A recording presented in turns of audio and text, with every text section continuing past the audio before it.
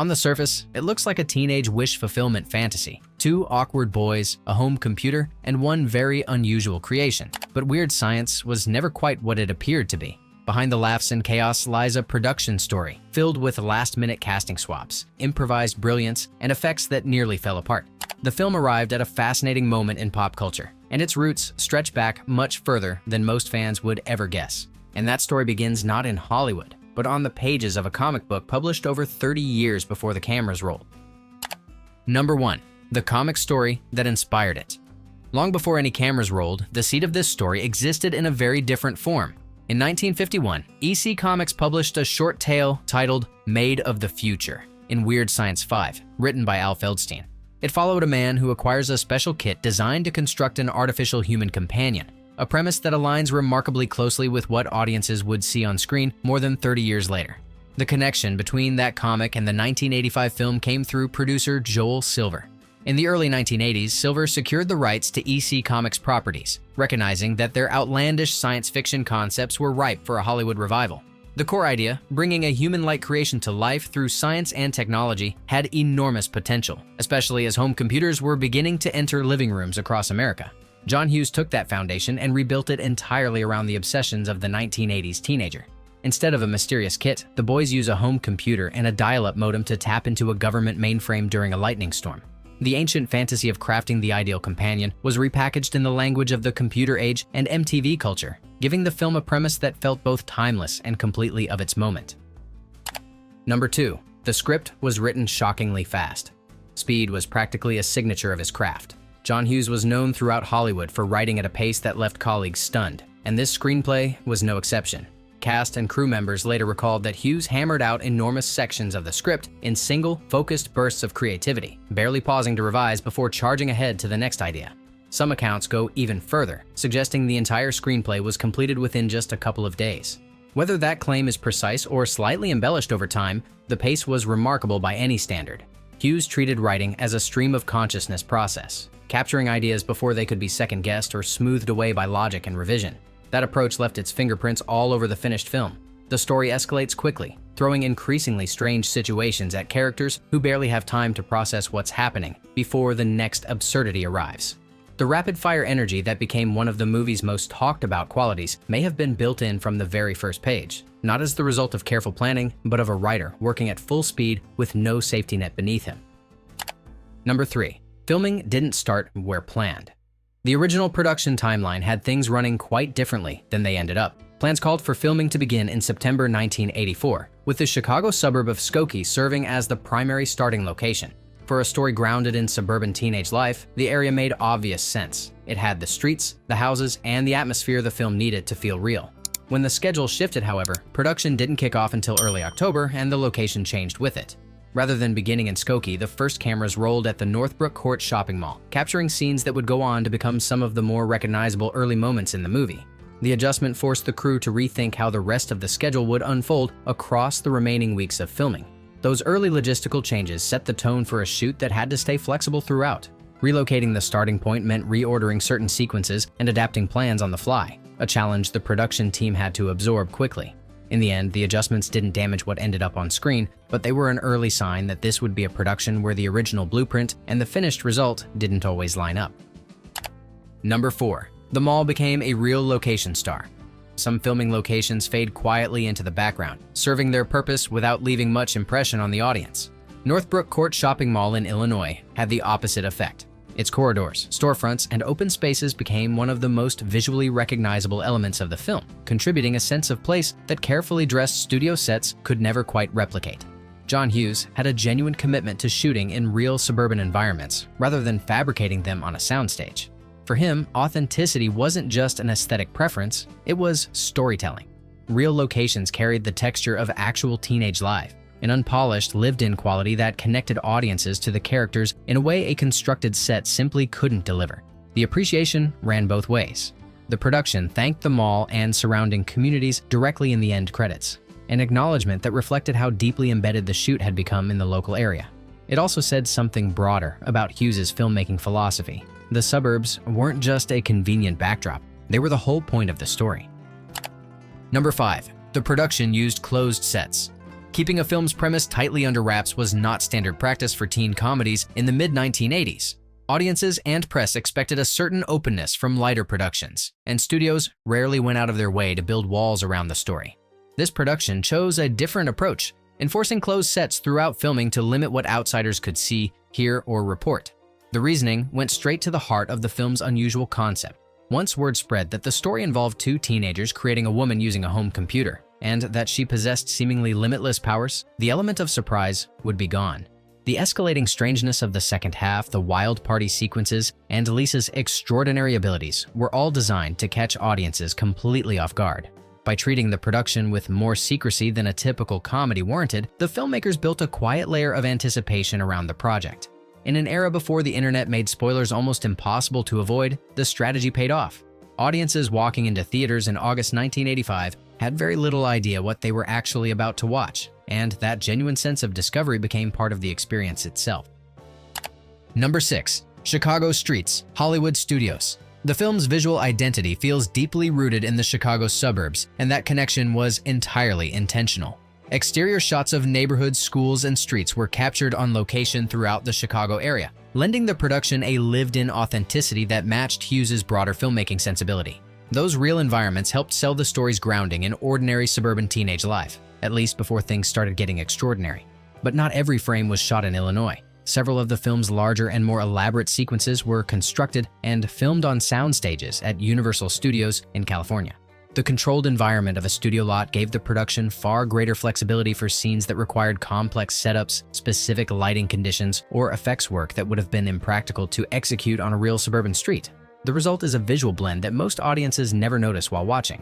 The outdoor world feels genuinely Midwestern, while interior spaces carry the slightly heightened quality of studio construction. Hughes used that combination throughout his career, treating real locations and studio sets not as opposites, but as tools to be mixed as the story demanded. That seamless balance is part of what gives the film its distinct visual character. Number 7. The first actress playing Lisa was fired. Not every casting decision survives contact with the camera. Model Kelly Emberg was the original choice for Lisa, stepping in front of the cameras and filming scenes across several days before the production team began to sense that something wasn't working. The performance, whatever its qualities, simply wasn't translating into the screen presence the role demanded. The decision to replace her came relatively early in the shoot before too much footage had accumulated. Publicly, the situation was described as creative differences, a phrase that conveys very little while officially closing the conversation. Behind the scenes, those involved suggest the filmmakers had concluded the casting wasn't the right fit for a character who needed to carry the film's most surreal and emotionally resonant moments. Replacing a principal cast member during active production is a significant logistical challenge, requiring reshoots, schedule adjustments, and the immediate identification of a replacement. The disruption was real, but the production absorbed it and moved forward. What came next, the search for a new Lisa, would lead the filmmakers toward a decision that ultimately defined the entire film. Number 8. A hidden MTV moment appears. Hidden inside the film is a small but telling piece of 1980s pop culture. During one sequence, a brief clip from David Lee Roth's music video for Just a Gigolo, I Ain't Got Nobody appears on screen, a blink and you'll miss it moment that rewards attentive viewers with a genuine snapshot of the era. Its presence wasn't accidental, it was a deliberate nod to the visual landscape that defined the decade. MTV had launched only a few years before production began, and its influence was already reshaping how movies looked and felt. Directors and editors borrowed the channel's visual grammar, quick cuts, stylized lighting, heightened energy, and that aesthetic began bleeding into theatrical releases across Hollywood. For a film set entirely within the world of teenagers, incorporating MTV's actual content felt natural rather than forced. That brief clip does more than dress a scene. It captures a specific cultural moment when music videos were genuinely new and exciting, when watching a clip on television carried a thrill that audiences today might find difficult to imagine. Embedding that moment into the story gave the film an immediacy that connected directly to its audience's daily lives. Decades later, it functions as an accidental time capsule. Number 9. Kelly LeBrock almost turned it down. The role of Lisa nearly went to someone else for the second time, not because of a firing, but because the actress the production wanted had already said no. At the time, Kelly LeBrock was in France, working on another project and enjoying some distance from the pace of Hollywood. When the original casting fell through, the production reached out again with considerably more urgency. She agreed to join the film quickly, compressing what would normally be a longer negotiation and preparation process into a matter of days. Stepping into a role that had already cycled through one failed casting brought its own pressure. The production was running, schedules were tight, and there was no extended runway for finding one's footing. LeBrock absorbed all of that and delivered a performance that made the character's effortless confidence feel completely natural. What makes the near miss so striking in hindsight is how completely the role became associated with her. The character of Lisa, magnetic, warm, and endlessly capable, was built so thoroughly around her presence that imagining the film without her is genuinely difficult. That it all nearly unfolded entirely differently is a reminder of how many chance decisions quietly shape what audiences eventually take for granted as inevitable. Number 10. Other future stars auditioned. The search for the right actress to play Lisa covered more ground than most fans realize. Among those reportedly considered were Robin Wright and Sharon Stone, two performers who would go on to become major stars in the years that followed. At the time of the auditions, neither had yet achieved the recognition that would later make their early career decisions feel like footnotes in a much larger story. Casting choices carry enormous weight in shaping a film's identity. The qualities an actor brings to a role, their physicality, vocal tone, comic timing, and emotional range determine what a character actually becomes on screen, regardless of what the script describes. A different actress in the lead would have produced a fundamentally different Lisa, and by extension, a fundamentally different movie. It's one of those hypotheticals that's genuinely hard to resolve. Wright's intensity and Stone's magnetic unpredictability would each have pushed the character in fascinating but entirely different directions. The version that reached audiences was shaped by the specific choices LeBrock made, and those choices proved inseparable from the film itself. What the auditions remind us is that the movies audiences love are often just one decision away from being something else entirely. Number 11. Robert Downey Jr. was credited differently. Among the many faces appearing in the film, one belongs to an actor whose career trajectory would eventually become one of Hollywood's most discussed stories. At the time of filming, he was a young performer still assembling his early resume, and the name listed in the end credits reflected exactly that moment in time. Rather than the now famous Robert Downey Jr., the credit reads simply Robert Downey, a small detail that speaks volumes about where he stood in 1985. Early screen credits have a way of functioning as snapshots, freezing an actor in a particular phase of their career before the public identity fully solidifies. The junior suffix that would later become inseparable from his name wasn't yet part of his professional branding.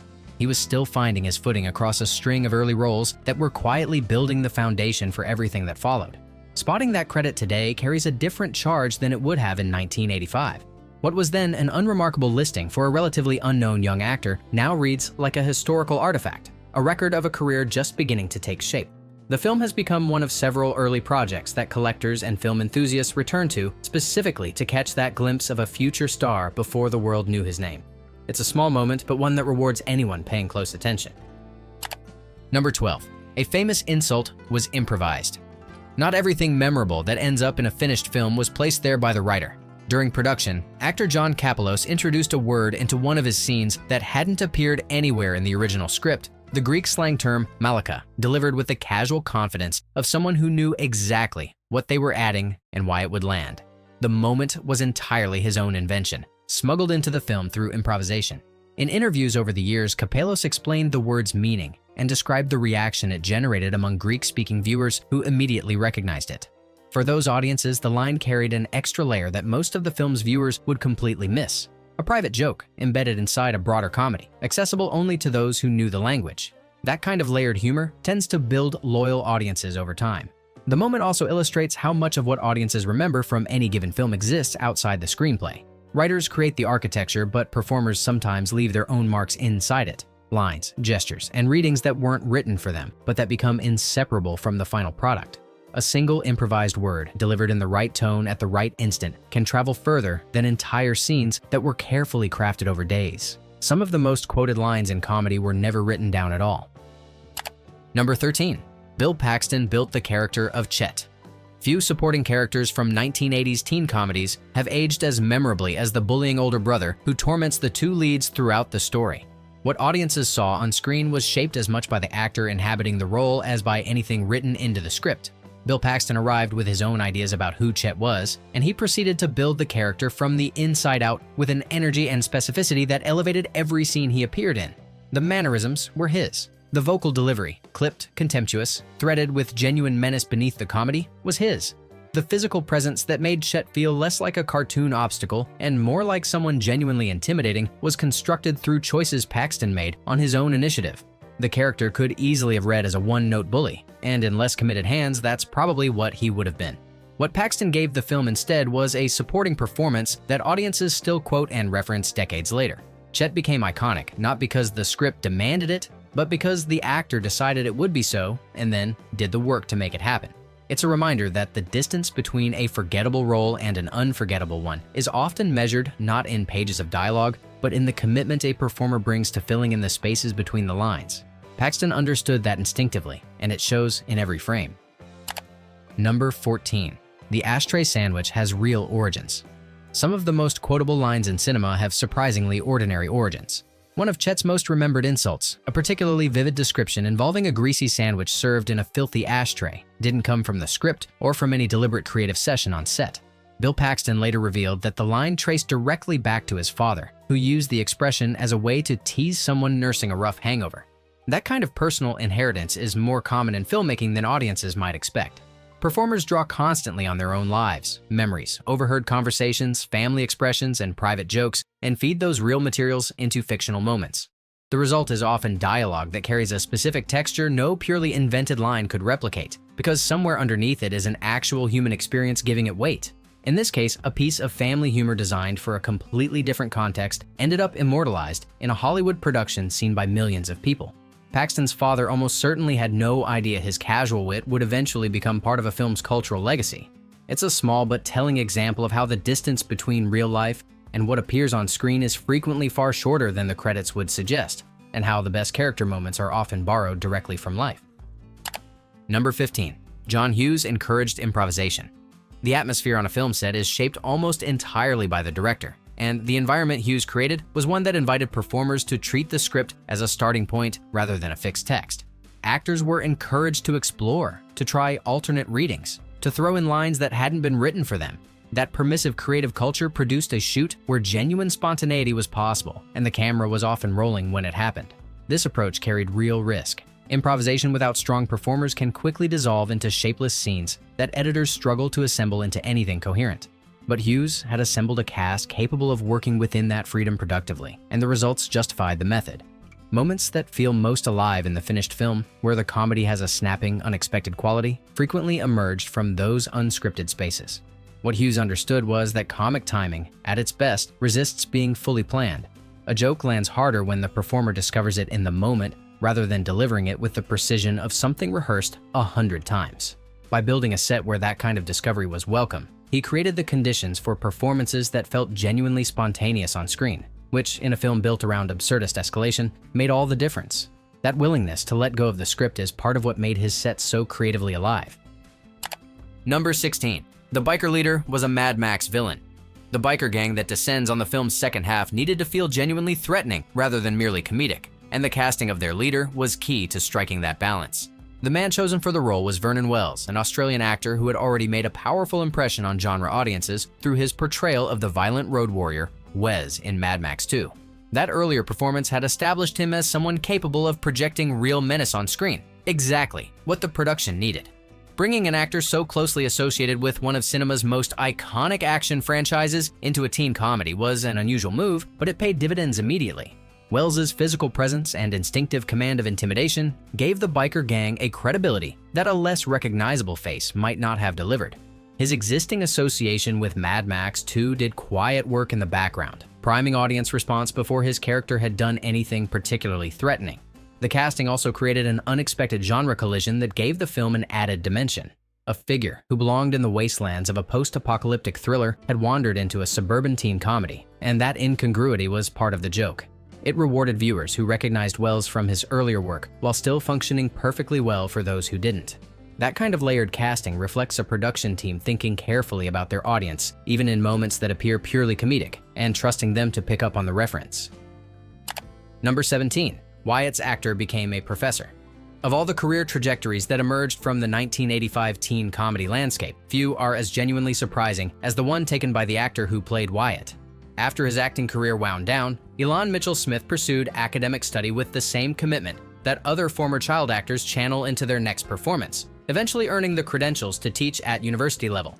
The destination was about as far from Hollywood as one could travel without leaving the planet entirely. His area of specialization, medieval literature and culture, places him in a world with very little overlap with 1980s studio filmmaking. The contrast between the awkward suburban teenager he portrayed on screen and the scholarly academic he became in real life is striking enough to feel almost fictional. It's a reminder that the performers who populate beloved films are full human beings with entire lives, unfolding far from the roles that defined them for audiences. The story has one final chapter that fans of the film particularly appreciate. Years after stepping away from acting, Mitchell Smith made a cameo appearance that directly referenced his most famous role, a knowing acknowledgement of the movie that launched his public career before he redirected his life entirely. For those who grew up watching the film, that cameo carried a warmth and self-awareness that felt entirely appropriate from someone who had clearly made peace with a very unusual personal history. It was a small gesture, but a deeply satisfying one. Number 18. Critics couldn't agree on the film. When it opened in August 1985, the critical response was anything but unified. Some reviewers responded warmly to the anarchic humor and comic chemistry between the leads, while others found the teenage fantasy premise uncomfortable or the narrative logic too loose to sustain. The divide reflected genuine disagreement about what kind of film it was trying to be and whether it succeeded on those terms. Roger Ebert, whose reviews carried considerable weight with mainstream audiences at the time, landed on the more favorable side of that divide. He recognized the film as deliberate fantasy rather than realistic portraiture and evaluated it accordingly, acknowledging its outlandish elements as features rather than flaws. His perspective offered a useful framework for audiences uncertain how to approach something this willfully strange, and his relatively positive reading helped give the movie permission to find its audience. What the divided response ultimately reflected was a film that didn't fit neatly into existing categories.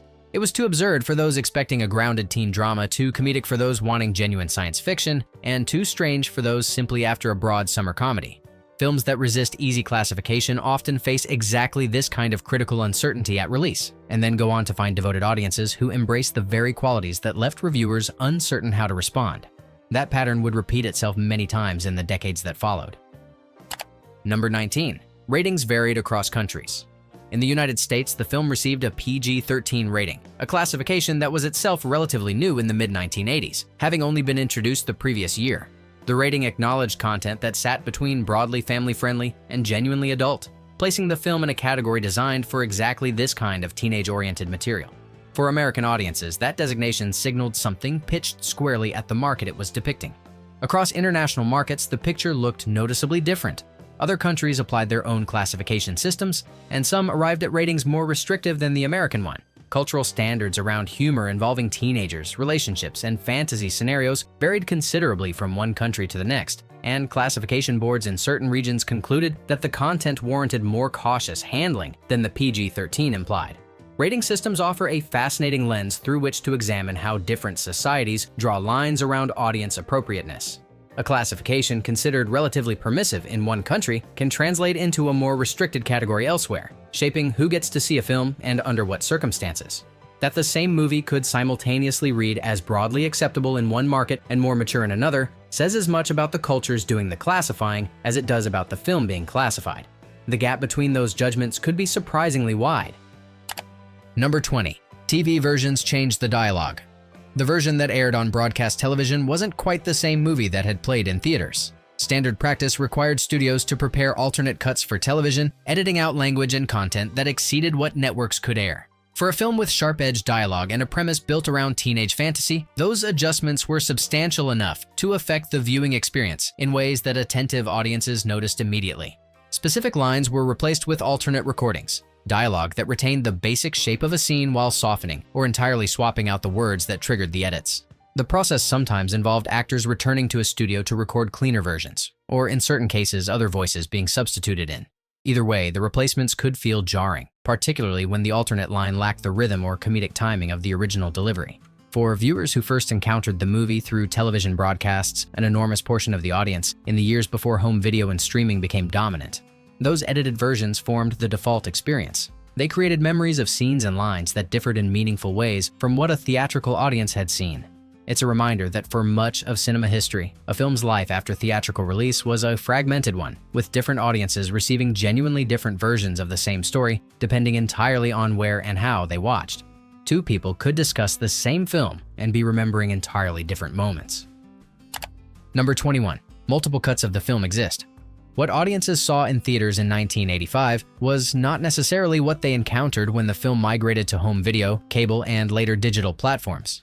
Different releases over the years have carried slightly different versions of the movie, some containing extended scenes that were trimmed for theatrical distribution, others presenting bonus material that had been cut before the film ever reached cinemas. The result is a title with a surprisingly varied release history that most casual viewers have never thought to question. For dedicated fans, these differences matter. A scene running a few seconds longer, a line of dialogue restored, or a moment that was softened for one audience and left intact for another can meaningfully shift the texture of a film. Home video formats across the decades, from VHS through DVD to Blu-ray and streaming, each brought their own editorial decisions, and not every release was working from identical source material or applying identical standards. The existence of multiple versions creates an unusual situation where two fans who both consider themselves thoroughly familiar with the movie may actually be drawing on subtly different experiences. Conversations about specific scenes can reveal unexpected gaps, moments one person remembers clearly that another has no recollection of at all. It's a phenomenon that applies to many films of the era, but it serves as a useful reminder that the version any individual carries in memory is just one iteration of something that has taken several slightly different shapes across its long life. Tracking down every variant has become a genuine pursuit for the most dedicated collectors. Number 22. The monster design almost failed. Creating a creature that works on screen is far more difficult than it appears from the audience's side of the screen. When the production began developing the visual concept for Chet's grotesque transformation, early attempts produced results that worried the filmmakers considerably. The designs weren't landing as intended. Rather than reading as genuinely unsettling, the initial versions veered into unintentional comedy of the wrong kind, looking more absurd than threatening. The makeup team faced a specific creative challenge. The creature needed to be repulsive enough to register as a real consequence within the story, while still remaining recognizably connected to the character audiences had been watching throughout the film. Too far in one direction, and it became a joke. Too far in the other, and it lost the dark humor that made the moment work. Finding that precise balance required iteration, rethinking, and a willingness to discard work that wasn't achieving the desired effect. What eventually reached the screen was the product of that trial and error process, a design refined through failure as much as inspiration. The revised creature struck the balance the filmmakers had been searching for, landing as both viscerally unpleasant and darkly comic in equal measure. It's a behind-the-scenes story that underscores how many elements of a finished film carry no visible trace of the problems that preceded them. What looks effortless on screen frequently arrived there through considerable struggle. And the Chet transformation is one of the more vivid examples of that truth from the entire decade of 1980s practical effects work. Number 23. The Chet blob used practical effects.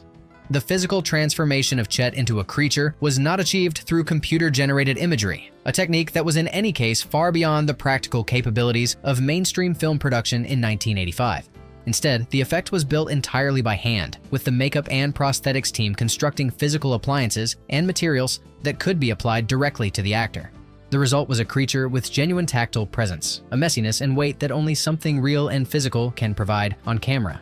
Practical effects of this kind demand enormous preparation and precision. Prosthetics must be engineered to move convincingly with the performer underneath them, which requires careful design, fitting, and testing long before cameras roll. The application process for major transformations can consume hours before a single frame is shot. Every material choice, foam, latex, paint, texture, affects how the creature reads under studio lighting and on film, and small miscalculations can undermine the entire effect. The investment paid off in a way that becomes more apparent with each passing decade. Practical effects carry an organic quality that digital work from the same era, and for many years afterward, struggled to match. The creature looks real because it was real, physically present in the same space as the camera and the other performers. As audiences have grown more sophisticated about visual effects, that tangible quality has become something that viewers actively appreciate rather than simply accept. The Chet transformation has aged considerably better than many digital effects from productions made years after it, a testament to the skill and craftsmanship of the artists who built it entirely by hand under real production pressure. Number 24. Frankenstein inspired the plot. The experiment at the heart of the story didn't emerge from nowhere. It was built directly on top of one of the oldest and most recognizable frameworks in science fiction. The boy's decision to create life using electrical energy and technology is a deliberate echo of the classic monster mythology that has haunted popular culture since Mary Shelley's original novel. The film doesn't just borrow that framework quietly, it puts it on screen explicitly. Clips from Frankenstein and Bride of Frankenstein appear within the movie itself, functioning as a kind of blueprint the characters use to guide their experiment.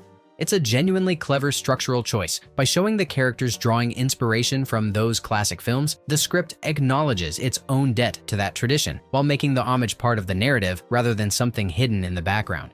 The old mythology and the new teenage fantasy become directly linked within the story's own logic. That connection gives the film a cultural depth that its comedic surface doesn't immediately advertise. Underneath the computer screens in suburban settings is a story about the human desire to create something beyond natural limits. The same impulse that drove Victor Frankenstein and has driven science fiction storytelling for nearly 2 centuries.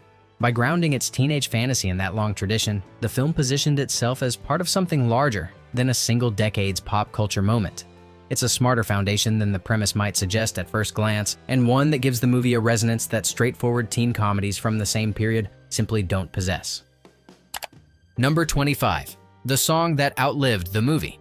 Music has a remarkable ability to keep a film alive in public memory long after the theatrical run ends, and few examples from the 1980s illustrate that more vividly than the title track composed for this production. Written by Danny Elfman and performed by his band Oingo Boingo, the song arrived with an energy that matched the film's anarchic spirit perfectly. Brash, playful, and impossible to ignore from the first few seconds. The track became one of the most recognizable musical signatures of the entire decade, finding an audience well beyond the film itself. Radio play and repeated exposure through television broadcasts embedded it into the broader pop culture landscape of the era, giving it a life that operated independently of the movie. People who had never seen the film knew the song, and that kind of cultural reach is something that most film scores and tie-in tracks never achieve. What cemented its longevity most decisively was its adoption as the theme for the Weird Science television series, which ran from 1994 into the late 1990s. An entirely new generation encountered the song through that series, extending its reach across a decade that had no particular connection to the original film. Elfman's composition had become the defining sound of an entire franchise rather than simply one movie's soundtrack moment. For a piece of music attached to a production that wrapped in 1985, that kind of ongoing relevance is an achievement in its own right, and a reminder of how the right song, attached to the right moment, can outlast almost everything around it. Few films from that era can claim a musical legacy quite as durable or as widely recognized. Nearly 4 decades after its release, Weird Science stands as proof that the most interesting stories behind a film are rarely the ones on screen. A comic book idea from 1951, a screenplay written at breathtaking speed, a casting replacement that reshaped the entire production, improvised lines that became cultural touchstones, and practical effects built entirely by hand, every one of those elements came together to create something that defied easy categorization in 1985 and continues to resist it today. What makes these behind-the-scenes stories so compelling is how clearly they reveal the gap between what audiences experience and what actually happened to produce it. The spontaneity that makes the film feel alive was the result of deliberate creative decisions. The performances that feel effortless were built through personal investment and risk. The effects that still hold up were the product of failure, redesign, and craftsmanship under pressure. If these secrets gave you a new appreciation for the chaos and creativity behind this cult classic, make sure to like and subscribe so you never miss another deep dive like this one. And we want to hear from you. Drop a comment below telling us which moment from Weird Science has stayed with you all these years.